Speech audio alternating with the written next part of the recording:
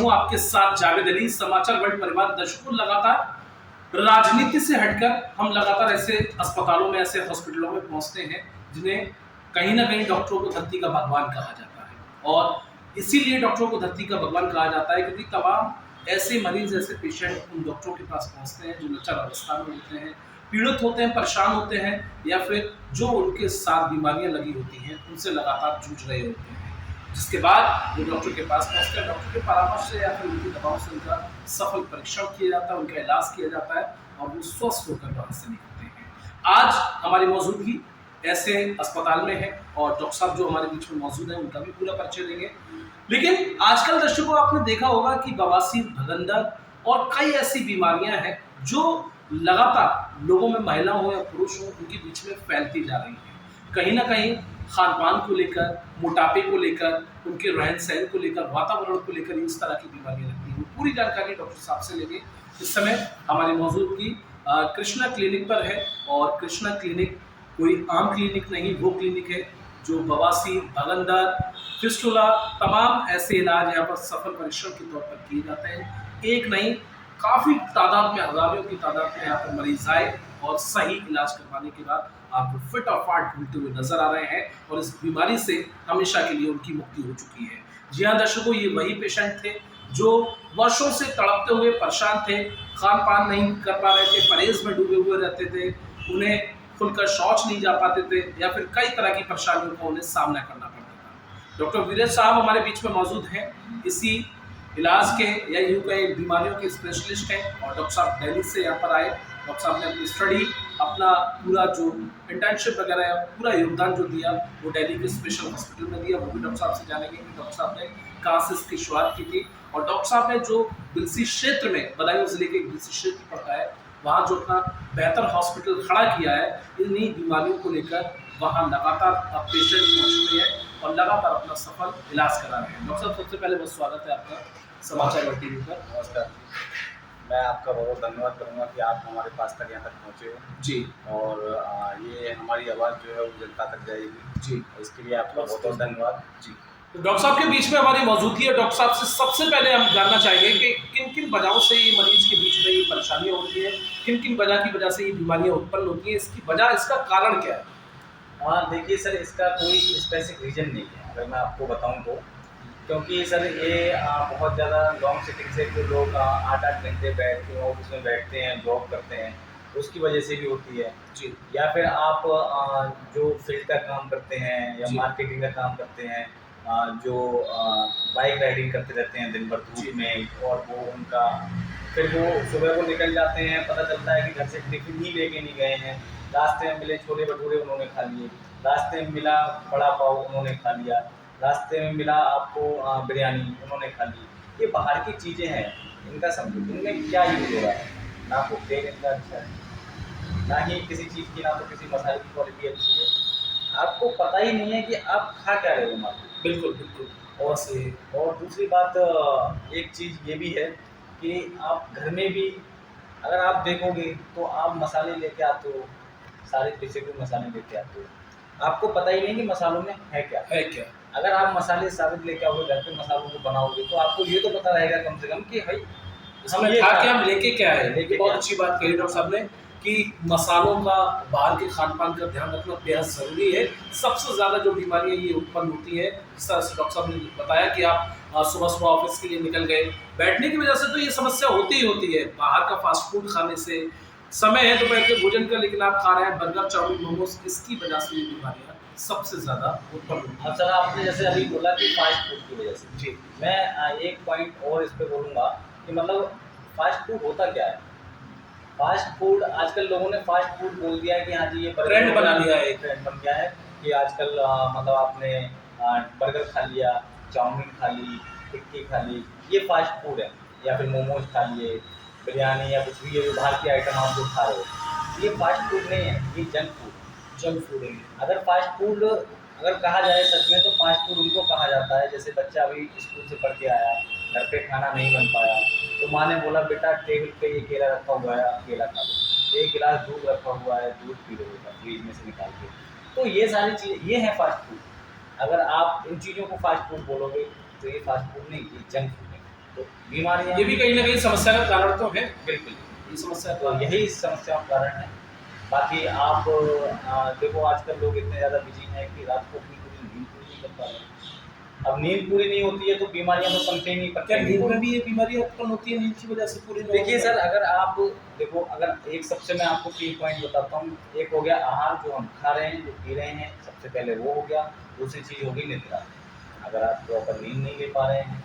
और तीसरी चीज़ हो गई व्यायाम। और ये तीनों में से ही कोई भी चीज़ इंसान की अच्छी नहीं है आज के टाइम में। तीनों ही चीज़ें इंसान नहीं कर पाता है, तो ये बीमारियाँ, एक स्पेसिफिक रीज़न तो नहीं कहूँगा मैं इनके लिए। देखो स्पेसिफिक रीज़न इस चीज़ का नहीं है, क्योंकि बीमारियाँ है ही नहीं, एक डिसऑर्डर है। और डिसऑर्डर सारी चीज़ें आपके ऊपर ही डिपेंड करती हैं कि आप अपनी लाइफ स्टाइल में कितने चेंजेस ला सकते हो। अगर आप इलाज कराने के बाद भी अगर अपने लाइफ स्टाइल को चेंज नहीं करोगे तो आपको बीमारी फिर दोबारा होगी। हाँ ठीक है कि हमारा इलाज गारंटी का है कि हम तुम्हें फिर दोबारा ठीक कर देंगे, लेकिन अगर आप लाइफ स्टाइल को चेंज कर दोगे तो दोबारा ये बीमारियाँ होंगी ही नहीं, सीधी सी बात है। तो ये चीज़ें हैं।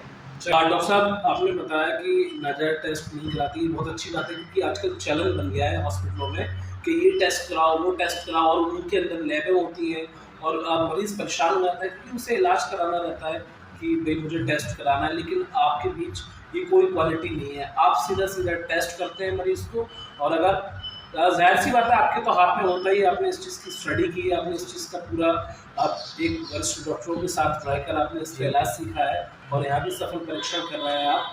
तो साफ तौर पर अब तक सारे पेशेंट जो हैं वो अब तक ठीक ठाक होकर घूम हाँ, रहे हैं। सारे पेशेंट, हाँ यहाँ पे पेशेंट जो आते हैं तो मतलब पेशेंट मिलते भी हैं तो एक दूसरे से पूछते हैं तो वो खुद ही करा लेते हैं इलाज यहाँ पे, थोड़ा उनका जब मनोबल उसका बढ़ जाता है। मनोबल बढ़ जाता है तो वो खुद ही करा लेते हैं इलाज, क्योंकि उन्हें पता है उन्हें ठीक होने से मतलब। देखो पैसा तो इंसान खर्च कर ही लेता है, अगर दिक्कत होती है पेशेंट को तो वो कहता है कि आप 500 रुपये तो डॉक्टर साहब ज़्यादा ले दो लेकिन मुझे ठीक कर दो। तो लेकिन फिर भी हमारा कोई एक बार पैसा लेते हैं, दोबारा कोई पैसा लेते ही नहीं है, ना हमारा कोई दोबारा पैसे से मतलब होता है। बस ये है कि एक ही बार पैसा लेंगे, एक ही बार फीस लगती है हमारी।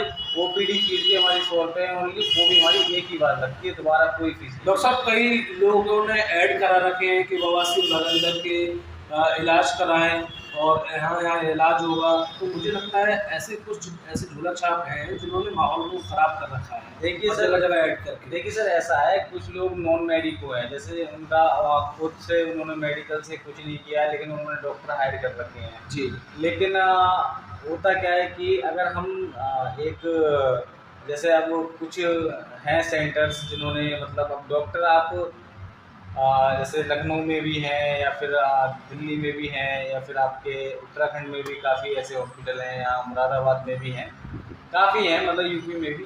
तो डॉक्टर्स जो हैं वो डॉक्टर एक ही जगह बैठ सकता है, लेकिन उन्होंने अपने चेले छोड़ रखे हैं कि वो पेशेंट के अभी मेरे इससे पास माहौल तो खराब हो रहा है, आप बिल्कुल, जैसे वरिष्ठ डॉक्टरों का भी उसमें माहौल बिल्कुल खराब हो जाता है। बिल्कुल जी बिल्कुल। अभी मेरे पास एक पेशेंट आया था मुरादाबाद से, जी उसको 6 महीने से घुमा रहे थे वो लोग। जी तो अभी मेरे पास पेशेंट आया तो उसको मैंने उसे मैक्सिमम 15 दिन लिए, 15 दिन में वो बिल्कुल ठीक हो गया है।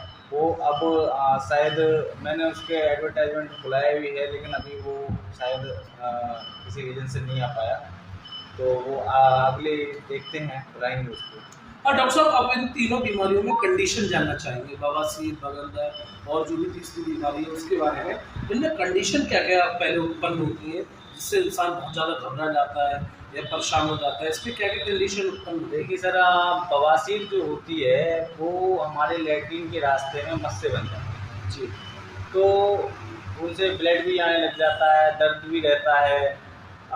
कई बार मस्से, अब हमारा फर्स्ट और सेकंड ग्रेड में मस्से अंदर रहते हैं, जी उनसे ब्लड भी आ सकता है और दर्द भी तो होगा ही होगा। जी उसके बाद में जब आप कुछ खान पीन ठीक करते हो तो वो कुछ टाइम के लिए ठीक हो जाते हैं, देसी दवाइयाँ दे देते हो तो उनको एक परमानेंट इलाज नहीं है उनका। जी वो बीमारी आपको 6 महीने बाद या फिर 8 महीने बाद दोबारा होगी तो उससे बढ़ के ही आएगी, कभी कम नहीं होगी।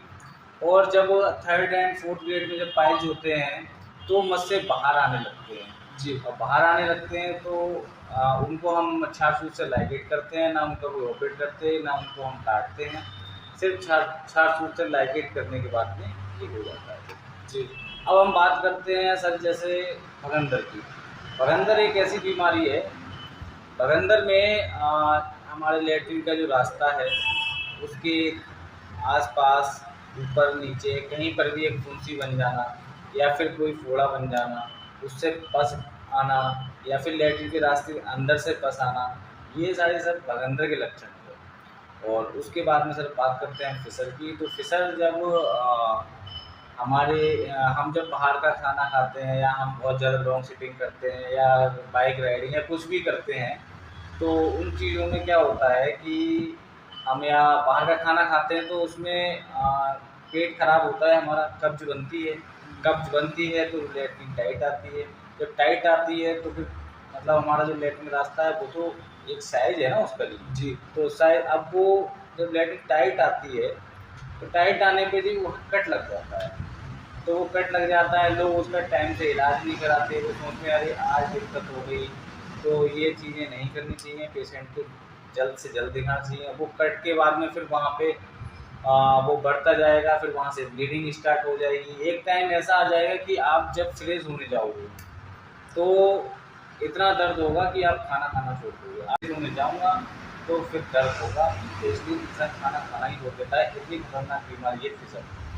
ये एक बीमारी और है जो हमारे रीढ़ की हड्डी के नीचे बन जाती है फुंसी, जिसको बोलते हैं पाइलोनेटल साइनस। उसका भी इलाज हम करते हैं, छाछ विधि से करते हैं। अगर आप एलोपैथिक में जाओगे तो उसके लिए सर्जरी ही है, उसको मतलब वो ऑपरेट करने की बात करते हैं डॉक्टर जी, लेकिन ऑपरेट कराने की कोई जरूरत नहीं है। पाइलोनेटल साइनस भी छाछ सूत्र से बेहतर इलाज नहीं है पाइलोनेटल साइनस का, और पेनलेस ट्रीटमेंट होता है, ना ज़्यादा दर्द ना कुछ भी, और ना आपको कोई पट्टी कराने की ज़रूरत है। कोई पट्टी कराने की ज़रूरत नहीं, क्योंकि वो सर्जिकल नहीं है ना, वो तो छाछ सूत्र है। छाछ सूत्र पर आपका आगे से हील होता जाएगा, आगे पीछे से वो अपना कटिंग लेते जाएगा जी। ये तीनों कंडीशन इन बीमारियों की रहती हैं। डॉक्टर साहब, एक जानकारी आपके बारे में हमें आपके क्षेत्र दिलसी से ही मिली। आपके पास कई ऐसे पेशेंट भी आते हैं जो परेशान होते हैं, पैसे की तंगी से जूझ रहे होते हैं, लेकिन आपने फिर भी उनका स्वागत किया और एक समाज सेवा के तौर पर आपने उनका सफल इलाज किया, जो आपको दुआएं देके। देखिए सर, हम कोशिश करते हैं कि जितना हमसे हो सकता है उतना हम कोशिश करते हैं।